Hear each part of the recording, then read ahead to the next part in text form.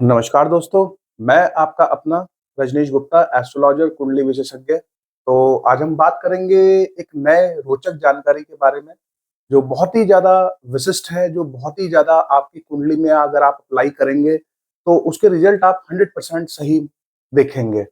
उससे पहले आप लोगों का बहुत प्यार मुझे मिल रहा है, बहुत सब्सक्रिप्शन मिल रहा है, प्लीज़ इस प्यार को बनाए रखें और अपना तहे दिल से आपका धन्यवाद करना चाहूँगा। साथ ही साथ अगर आपको कोई परामर्श की ज़रूरत हो, हमारे दिए गए नंबरों पे आप कोऑर्डिनेट करें, हमारी बैकएंड टीम आपसे कोऑर्डिनेट करेगी और सही जानकारी आपको प्रोवाइड कराने की प्रयास करेगी।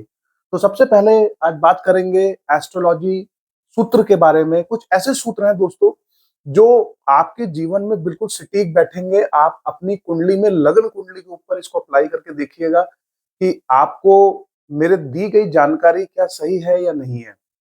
जनरली बहुत सारे लोगों के क्वेश्चंस आ रहे थे कि हमें कुछ सूत्र बताएं, तो मैंने कहा चलो आज आपको कुछ सूत्रों के बारे में जानकारी मैं देता हूं। तो सबसे पहले हम बात करेंगे सूर्य के बारे में कि अगर सूर्य इस जगह पे बैठता है, मान लीजिए कि सूर्य जो है ये हमारी कुंडली में 12 भाव होते हैं, 1, 2, 3, 4, 5, 6, 7, 8, 9, 10, 11 और 12।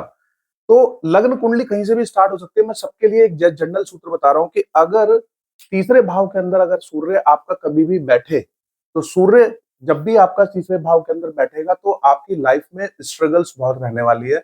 यानी कि सूर्य का यहाँ बैठना स्ट्रगल को दर्शाता है, काफी स्ट्रगल फुल लाइफ रहती है।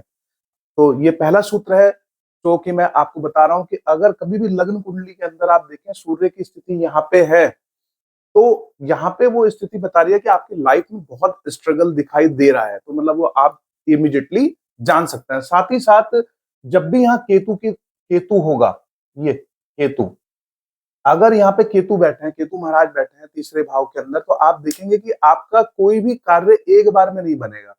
आप प्रयास बहुत करेंगे कि मतलब कि हाँ, मैं अपना कार्य कर लूँ, 100% भी देंगे, लेकिन आपका जो कार्य है वो आप देखेंगे, वो आप देखिएगा। आपकी कुंडली में अगर केतु यहाँ बैठा हुआ हो तो आपको समझ में आ जाएगा कि आपका जो कार्य है वो एक बार में नहीं बन रहा होगा। यानी कि आपको एफर्ट्स जो है वो बहुत लगाने पड़ते हैं, तब जाके वो एक बार में, दो बार में, तीन बार में जाके आपका कार्य होता है।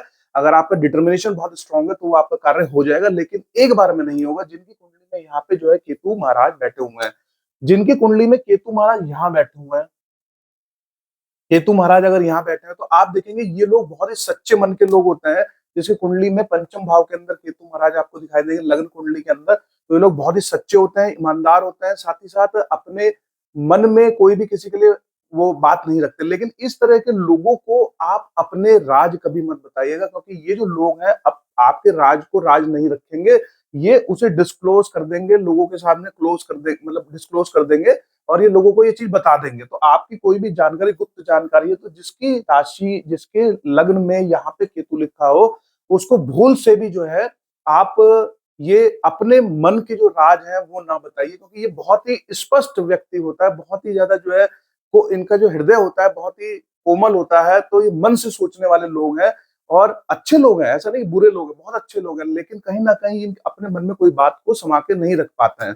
साथ ही साथ अगर चंद्रमा यहाँ बैठ जाए, किसी की कुंडली में चंद्रमा अगर यहाँ बैठता है, लग्न कुंडली में चंद्रमा अगर आपको यहाँ बैठा हुआ दिखाई दे दे, तो आप देखिएगा कि इस तरह के जो लोग हैं, जो भी पढ़ाई करेंगे, जो भी उन्होंने एजुकेशन ली, मान लो उन्होंने बीटेक किया है या एमबीबीएस किया है, मान लो, तो अगर एमबीबीएस किया है और लग्न कुंडली में चंद्रमा यहाँ पे है, तो आप देखेंगे इस तरह के जो लोग हैं वो जो है वो उस ट्रेड के अंदर नहीं जाएंगे जिसकी वो पढ़ाई करता है। मान लीजिए उसने एमबीबीएस की पढ़ाई कर, तो वो आपको स्वास्थ्य क्षेत्र में डॉक्टर नहीं दिखाई देगा, कहीं और दिखाई देगा। मान लीजिए उसने बीटेक किया है तो बीटेक के जो रिलेटेड जो जॉब्स हैं वो नहीं करेगा, कुछ और करेगा। यार उसका प्रोफेशन वो नहीं सेम रहेगा जो उसका प्रोफेशन होना चाहिए।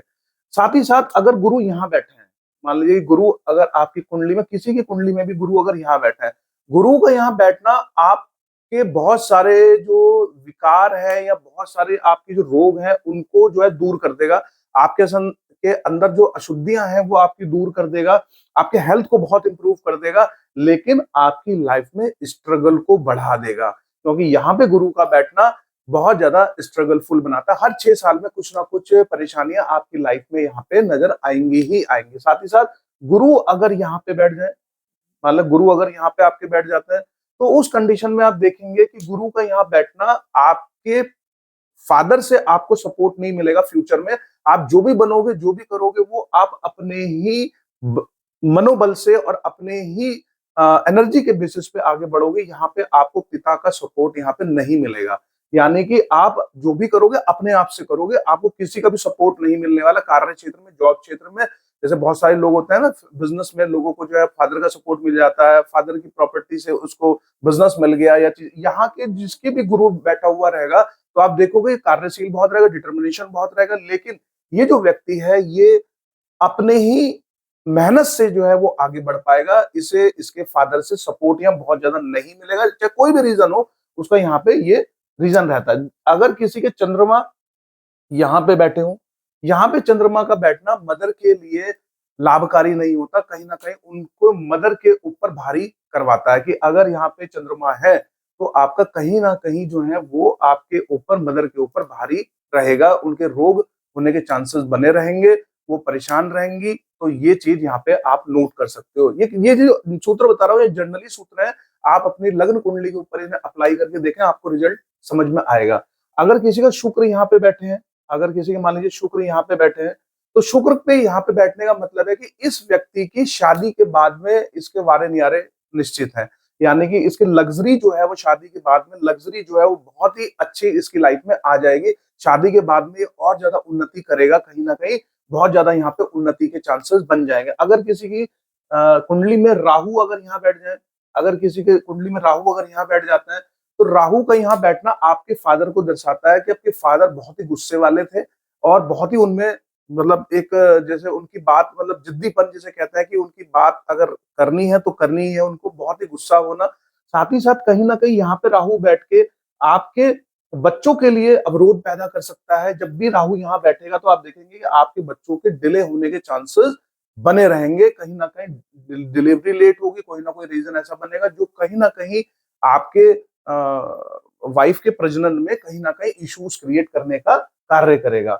अब बात करते हैं यहाँ पे कुछ कुछ सूत्र में आपको और बताया था। अगर मान लीजिए कि यहाँ के स्वामी, फॉर एग्जाम्पल यहाँ पे जैसे फॉर एग्जाम्पल 1 नंबर लिखा है, यहाँ पे 2 नंबर, कुछ भी नंबर लिख सकता है। मैंने यहाँ पे लिखा हुआ है कि कौन सी प्लेनेट की राशियां हैं। तो फॉर एग्जाम्पल अगर मैंने ये 1 नंबर मेष राशि से बनाई है, तो आप देखेंगे यहाँ के स्वामी अगर यहाँ बैठ जाए, यहाँ के स्वामी अगर यहाँ बैठ जाए, फॉर एग्जाम्पल 1 नंबर की यहाँ पे संख्या लिखी है, तो 1 नंबर की संख्या हम देखें तो कहाँ पे लिखी है 1 नंबर की संख्या? मंगल।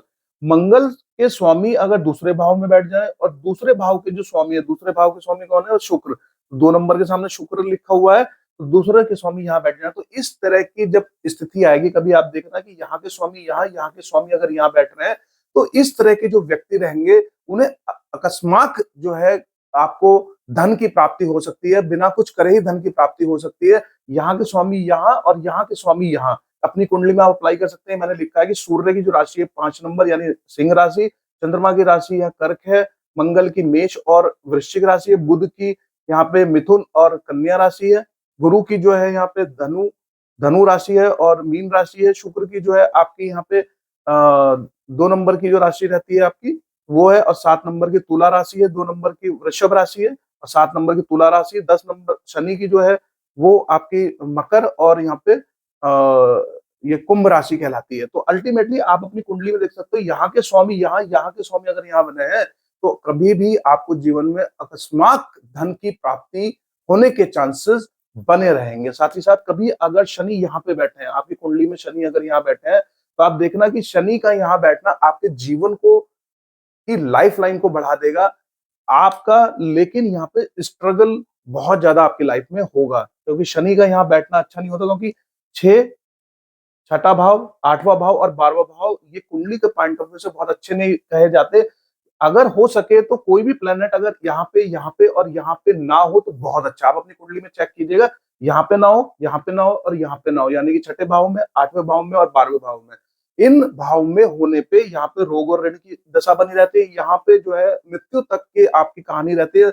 अगर कोई भी प्लेनेट यहाँ बैठता है उसकी दशा अंतरदशा में आप उस लेवल तक पहुंच जाते हैं, मृत्यु तक। और यहाँ पे क्या मोक्ष होता है। तो अल्टीमेटली ये 3 जो घर है वो बहुत ही ज़्यादा अच्छे नहीं माने जाते। कोई भी ग्रह अगर इसमें नहीं बैठा है तो बहुत ही अच्छा है, ना बैठे तो बहुत बढ़िया रहेगा। साथ ही साथ अगर दूसरे दूसरे नंबर के स्वामी यानी कि दूसरे भाव में जो भी संख्या लिखी है, मान लो कि यहाँ पे संख्या लिखी है 2 नंबर, तो 2 नंबर शुक्र है। शुक्र अगर हमारे इस भाव में, भाग्य भाव में और लाभ भाव में अगर जाके बैठ जाए, यानी कि इसके स्वामी जहाँ पे जो संख्या लिखी है, वो संख्या के स्वामी मान लीजिए यहाँ पे 2 नंबर की संख्या लिखी है, ये 2 नंबर की संख्या है, 2 नंबर की संख्या यहाँ पे लिखी हुई है, तो ये शुक्र है। उसी तरीके से मान लो आपके 5 नंबर की संख्या लिखी हो, तो 5 नंबर के स्वामी कौन हो गए?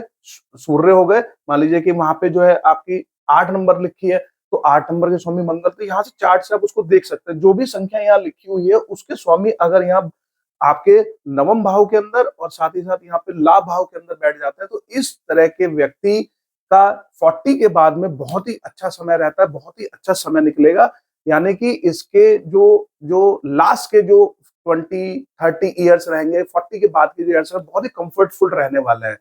तो मेरी जानकारी से प्लीज अगर आप प्रसन्न रहे, आप चेक कीजिएगा अपनी कुंडली में, बहुत सारी चीजें ऐसी हैं और भी सूत्रों को मैं आपके साथ में शेयर करूंगा। आज का प्रयोजन सिर्फ यही था कि आप लोगों को कुछ सूत्र मैं बताऊं ताकि आप अपनी कुंडली में, लग्न कुंडली में उन सूत्रों को लगा के देखें और वो सूत्र कितने सक्सेसफुल होते हैं वो आप देखें और आपको पूरी की पूरी वो 100% सत्यता दिखाई देगी। कहीं ना कहीं बहुत सारी चीजें, एक सूत्र और भी है, अगर चलिए नेक्स्ट एपिसोड में कुछ सूत्रों को और लेके आएंगे।